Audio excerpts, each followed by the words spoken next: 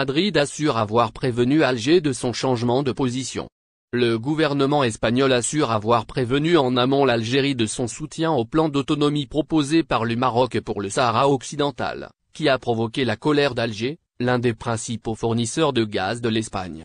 Face à ce qu'elle a qualifié de brusque revirement de Madrid, l'Algérie, principal soutien des indépendantistes sahraouis du Front Polisario, a rappelé samedi son ambassadeur en Espagne.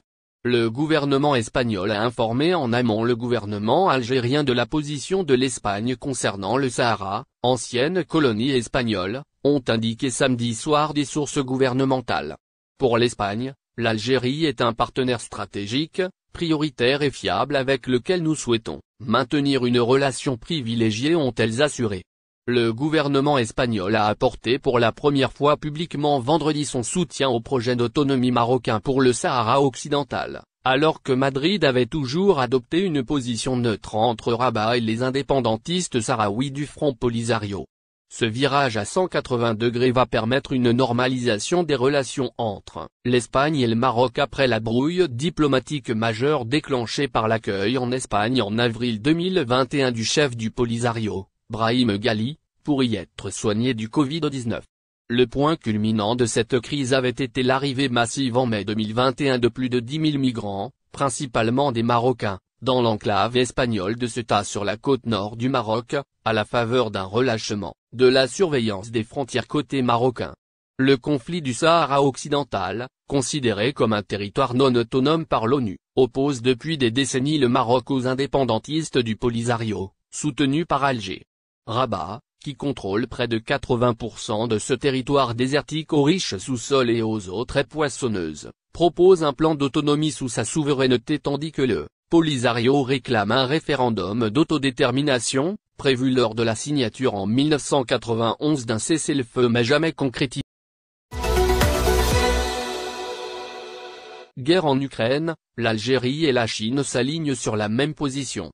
Depuis le début de l'invasion russe en Ukraine, le 24 février dernier, l'Algérie n'a pas émis une position politique claire sur ce conflit qui redessine les cartes géopolitiques internationales. Dans ce climat tendu, le ministre des Affaires étrangères et de la communauté nationale à l'étranger, Ramtan Lamamra a effectué une visite de travail en Chine, du 19 au 21 mars courant. À cette occasion, les deux parties ont rendu public un communiqué commun où ils expriment leur position commune sur l'affaire ukrainienne. Les deux pays ont à cet effet souligné la nécessité d'adhérer aux objectifs et principes de la Charte des Nations Unies et de respecter la souveraineté et l'intégrité territoriale des États. Ils appellent également les deux parties, Russie et Ukraine, à s'engager à résoudre pacifiquement les différends par le dialogue et la négociation. L'Algérie et la Chine, alliés historiques de la Russie, n'ont pas pris de position claire jusque-là, malgré les pressions des Occidentaux, qui ont pris des mesures restrictives et des sanctions économiques contre la Russie. Sur ces sanctions, l'Algérie et la Chine ont appelé, dans le même communiqué, à ne pas abuser des sanctions unilatérales qui ne s'appuient pas sur le droit international et éviter de dépasser les règles internationales et d'affecter les conditions de vie des peuples des pays. Rebras gros avec l'interdiction d'exportation des produits de première nécessité. La dernière décision du chef de l'État d'interdire l'exportation des produits de première nécessité a lourdement impacté l'entreprise de production agroalimentaire Cevital.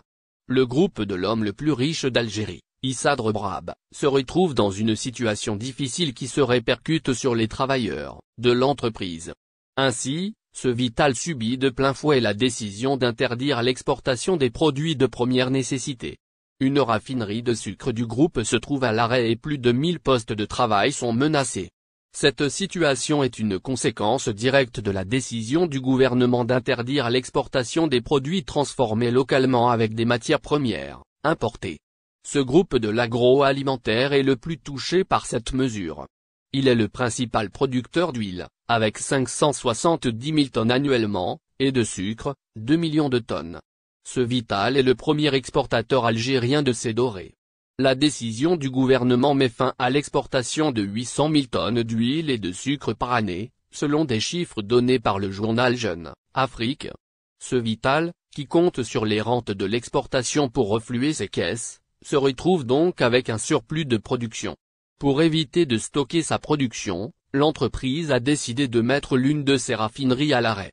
Il s'agit de la raffinerie de sucre de Béjaïa, qui emploie plus de 800 travailleurs. Le journal Jeune Afrique affirme que cette usine est à l'arrêt depuis quelques jours.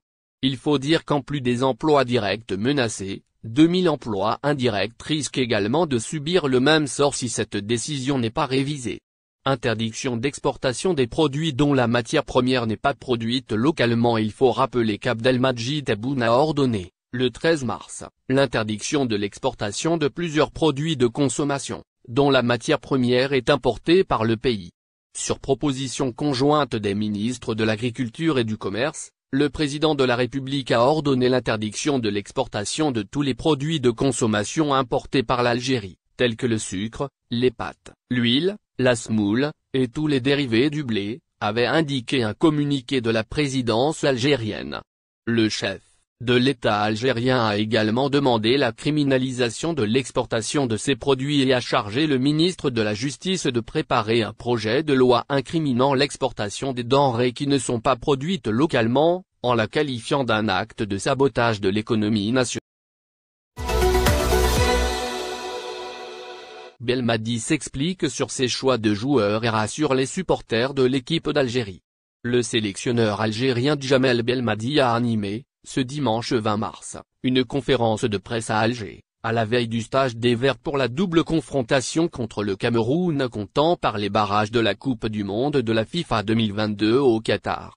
Une occasion pour Belmadi d'expliquer ses choix de joueurs et d'évoquer les chances des Verts pour la qualification. C'est un Djamel Belmadi quelque peu tendu, mais déterminé, qui s'est présenté face aux journalistes pour la traditionnelle conférence de presse précédant les stages des Verts. Un rendez-vous durant lequel Djamel Belmadi est revenu sur la liste des 24 joueurs retenus pour la double confrontation face au Cameroun, le 25 mars à Douala, pour la manche aller et le 29 mars à Blida pour le match retour. Belmadi choisit des joueurs pour répondre à son échec à la CAN 2021. Une liste qui a suscité de nombreuses réactions en raison de l'absence de certains joueurs régulièrement convoqués, à l'instar de Bagdad Bounedjah, et le rappel d'autres éléments qui n'ont plus joué avec les Verts depuis plusieurs mois, à l'image d'Adlen Guedira, Ishak Belfodil et Abdelkader Ghezal, mais aussi la convocation de deux joueurs pour la première fois, à savoir l'attaquant Ben Yetou et le défenseur Lawafi. D'ailleurs, la majorité des questions des journalistes a tourné autour de la liste, poussant parfois Djamel Belmadi à l'énervement. J'ai choisi les joueurs dont j'ai besoin pour les deux matchs face au Cameroun et non une liste pour disputer une phase finale de Coupe du Monde, lance d'emblée Djamel Belmadi. J'ai fait un diagnostic de notre échec à la dernière CAN et c'est à partir de ce bilan que j'ai fait le choix des joueurs pour les deux matchs face au Cameroun, ajoute l'entraîneur de l'équipe d'Algérie. Belmadi rassure les joueurs qui n'ont pas été convoqués, tout en affirmant que les 24 joueurs sélectionnés le sont pour des choix tactiques. Djamel Belmadi précise qu'il a également pris en compte l'aspect mental des joueurs, qui est extrêmement important, selon lui. C'est une liste composée de joueurs appelés à arracher la qualification au mondial. J'ai choisi ces 24 joueurs parce que j'ai considéré qu'ils méritent d'être sélectionnés pour cette rencontre décisive face au Cameroun, lance-t-il. En évoquant la mise à l'écart de Bounedjah, le coach des Verts s'est contenté de dire que c'est un choix de l'entraîneur. Pour Djamel Belmadi, le fait de rappeler deux anciens joueurs, Guedira et Belfodil, est une preuve qu'il ne prend en compte dans ses choix que l'engagement et la forme du joueur. Je suis constamment en contact avec les joueurs, notamment ceux qui n'ont pas été convoqués lors de la dernière CAN 2021, à l'image d'Adlen Guedira. Ceux qui n'ont pas été convoqués savent très bien que c'est une liste élaborée pour l'intérêt de l'Algérie et ils ont toute la possibilité de revenir en sélection, explique-t-il. La qualification de l'Algérie est primordiale pour Djamel Belmadi. En évoquant cette double confrontation contre le Cameroun, Djamel Belmadi a tenu à rassurer les supporters des Verts en affirmant que l'objectif est la qualification à la Coupe du Monde 2022. Un objectif primordial pour moi en tant que sélectionneur, mais aussi pour tout un peuple qui aspire à vivre ce rendez-vous mondial, affirme-t-il. Belmadi évoque l'état de la pelouse de Japoma. Concernant la pelouse du stade de Japoma à Douala, du stade qui abritera la manche aller le 25 mars à 6h face au Cameroun. Djamel Belmadi a affirmé que ses joueurs y sont désormais habitués. On a joué 3 matchs à Japoma il y a seulement 2 mois, donc on veut réagir dans ce stade, dit-il. Le match retour est fixé au mardi 29 mars au stade Mustapha Tcheker de Blida, à 8h30. Le stade des Verts est prévu en Guinée équatoriale. En évoquant le stage des Verts prévu à partir de ce lundi 21 mars en Guinée équatoriale en prévision du match aller face au Cameroun, Djamel Belmadi n'a pas caché sa colère en évoquant la divulgation à la presse du programme de son équipe. Il a d'ailleurs accusé directement des responsables au niveau de la FAF. Malheureusement, il y a des responsables au niveau de la fédération qui ont divulgué aux journalistes le programme de préparation la sélection. Pourtant, je voulais que cela reste un secret afin de protéger mon équipe, regrette